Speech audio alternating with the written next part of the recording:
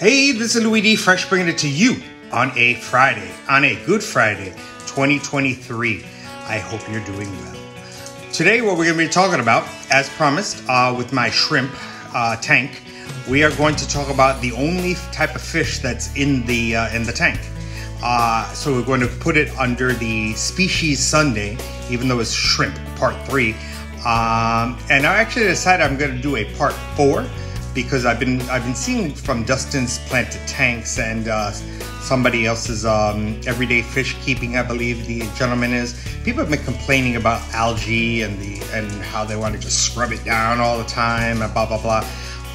You're gonna see algae in my tank and the benefits of it. So I'm gonna do a part 4. We're gonna do a Species Sunday on algae as a plant. And that'll be part 4, and then eventually I'm going to do a part 5 when the sun is just hitting that fish tank just right in the morning, and that should be sooner than later because it's getting there. So this way you can see what's in there a little bit better. So let's jump right into our Species Sunday on this Good Friday 2023. The fish is called the Panda Garra. And it's going to be our 3rd installment, I believe, of Species Sunday. Again, shrimp part 3. This is the 3rd video of this particular fish, of this series. Remember, the first one was what shrimp are not, and then what shrimp are. And now I'm going to show you what the only type of fish that I have in there, which are these Panda Garras. And they do look like this. First cool thing I want to show you about a Panda Garra is, to me, as you see on my thumbnail, it's on the upper right-hand side of my thumbnail. It was discovered in 2004. I can't lie, that's so cool to me, because most of the fish that are in the hobby, in the freshwater hobby anyway, have been around for decades and decades and decades and decades. And in this case, this one was just found, just under 20 years ago. And it was found in West Myanmar, also known as Burma. You'll see here, I have a little thing here in India. This is in Asia, and it is east of India. And you see there, it is right here is where that little fish was found. And they were found during a dry season because it has monsoon season, so it has a wet season, dry season. They were found in streams that turned into pools and puddles, and there it is, a fish. And that's how it was discovered. So what are the tank needs? It probably needs, I know I was looking at it and looking it up, and it said it could use a 10-gallon tank.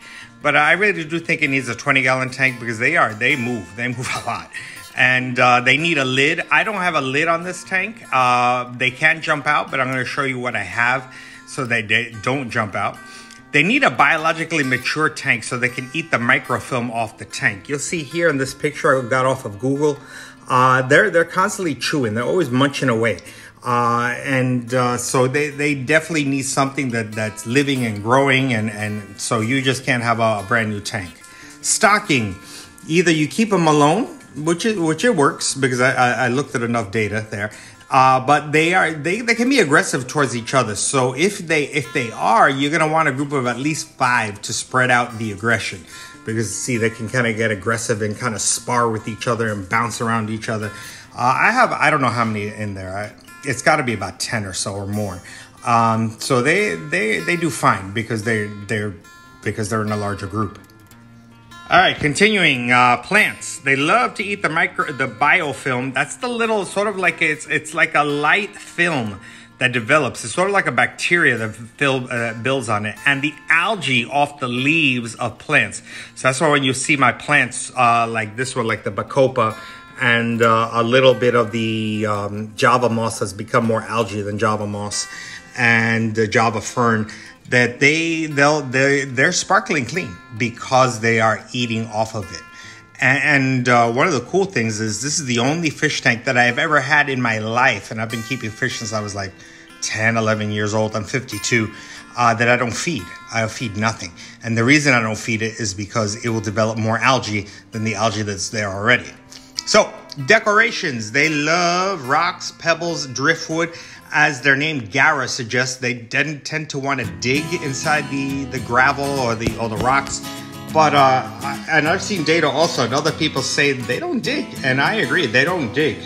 But they definitely do love the rocks and pebbles because they love to eat off the microfilm that's there. And so biofilm, you see.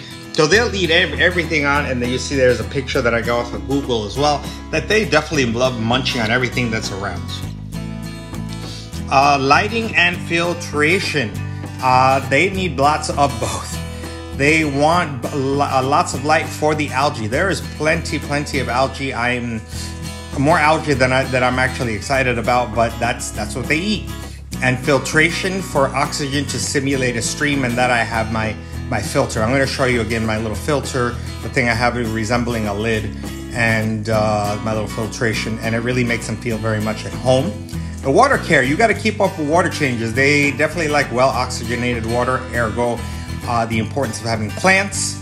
And they're 22 to 27 Celsius, 72 to 81 Fahrenheit, but they can definitely handle lower temperatures and higher temperatures.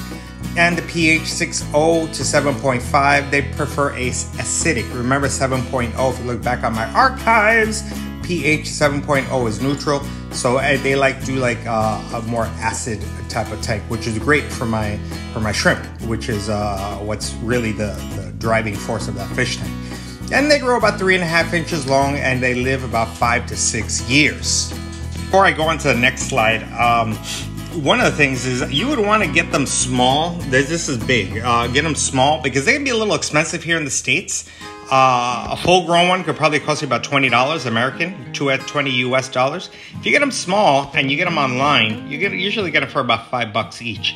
Aquahuna, which if I remember, I'll put the name there, Aquahuna. They sell them there for 15 bucks, and that's where I get mine. And they come all the way, and I live in South Florida. They come all the way from Seattle, Washington, so or wherever they are in Washington. So I think it's worth getting them small. This is my last slide before we go outside, and I think it was important that you at least be aware of what's going on here. Tank mates, rasboras. I have a bunch of rasboras in my 75-gallon tank, and I have some zebras also in my 75-gallon tank. I do not have rosy barbs. I've had rosy barbs in the past, and I just don't have them right now. But you want a smaller fish with these guys because they are not that big. Sort of small to medium size, no more than medium. But I have them with shrimp. I've read over and over, don't have them with shrimp. They'll eat the shrimp. They don't mess with the shrimp. So I may disagree with that. But you may want to throw shrimp on there because that's what I have them with. And feeding, they are omnivores. They eat everything. Plants and animals. They will eat bloodworms, brine shrimp. Those are bloodworms. Brine shrimp. They'll eat cucumbers, spinach, black, green beans. I don't feed anybody anything. No, I don't feed the shrimp. I don't feed anything. So I want you to see what I got going on here. And this is again the only fish tank in my life, in my 40+ years of keeping fish, that I've never fed. And I don't feed anybody. I'm laughing because the bird of paradise is definitely is right with me here, protecting me against the sun. And like I said, I am gonna. It's about 9:30 in the morning Eastern time on a Good Friday. You see the sun is right over here. The sun is moving, or the Earth is shifting more, so it will eventually hit this tank directly. And I definitely gonna do another video so you can see things a little clearer. But for the time being, let's show you what I got. I do like these stepping stones, and I'm buying some new grass here. And so I'm making it a little nicer and easier to kind of get around. But these are the Panda Garras. Let me maybe stand up. I thought maybe I could get away with not standing up. But these are the Panda Garras. You see them right here? Right, these guys right here. More Panda Garra right there. They are. There's another Panda Garra right here. They're everywhere in this fish tank. Let me see them right here, that they congregate right here.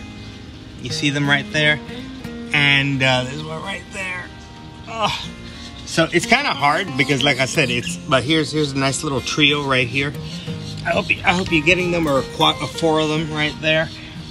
There's lots of, you see there's lots of algae there. They hang out everywhere. They're in this tank. This is my lid. This is called my water hyacinth. My water hyacinth is really my lid because and you see us, I just put a new piece of Indian almond leaf. Look at back on my archives. I spoke about that with the shrimp. I just put that in just now. And this is what keeps the Panda Garras in. And that stream, this is the filter right there. That is what simulates that stream that I just accentuated. So I want you to see that indeed these Panda Garras are awesome. I absolutely love these guys. They are here. They are wonderful. They eat the algae. I know there's a lot of algae right there, but you see how clean these leaves are. They're super clean. And you see here, they're super clean. And so I hope that you like my little Panda Garras. As I sit back down, and I'm just gonna give you a quick peek at them again. Here they are. They're all here. Oh, there's one right there. And again, it's hard for me to see because of the glare.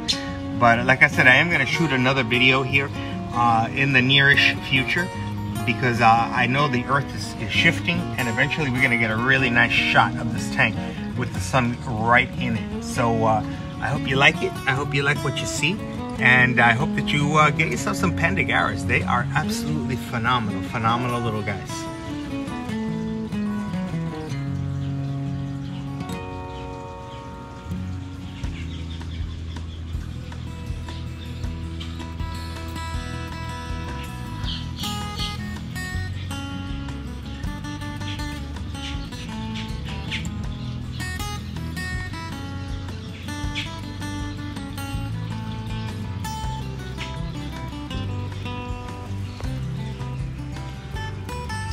Sometimes it's just better to shut up and have the fish do the talking. This is Louis D. Fresh. I wish you a happy day.